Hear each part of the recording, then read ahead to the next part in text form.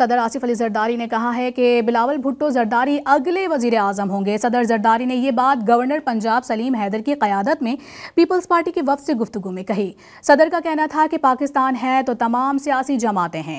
आसिफ अली जरदारी का कहना था कि हालिया जंग में भारत को मुंह की खाना पड़ी। पीपल्स पार्टी ने हमेशा मुल्क और जमहूरियत की खातिर कुर्बानियाँ दी। चेयरमैन पाकिस्तान पीपल्स पार्टी बिलावल भुट्टो जरदारी अवामी मैंडेट से मुल्क के अगले नौजवान वजीर आजम होंगे। उनका कहना था कि पीपल्स पार्टी पंजाब में मुतहर्रिक और फाल हो गई है। पीपल्स पार्टी मजदूरों, मेहनतकशों, सरकारी मुलाजमीन और पिसे हुए तबके की जमात है। अटक की तंजीम ने सदर आसिफ अली जरदारी को अटक के दौरे की दावत भी दी।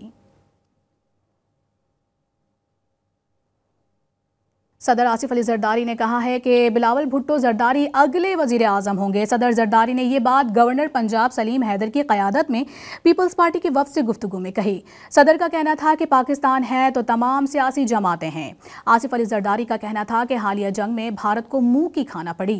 पीपल्स पार्टी ने हमेशा मुल्क और जमहूरियत की खातिर कुर्बानियाँ दी। चेयरमैन पाकिस्तान पीपल्स पार्टी बिलावल भुट्टो जरदारी अवामी मैंडेट से मुल्क के अगले नौजवान वजीर आजम होंगे। उनका कहना था कि पीपल्स पार्टी पंजाब में मुतहर्रिक और फाल हो गई है। पीपल्स पार्टी मजदूरों, मेहनतकशों, सरकारी मुलाजमीन और पिसे हुए तबके की जमात है।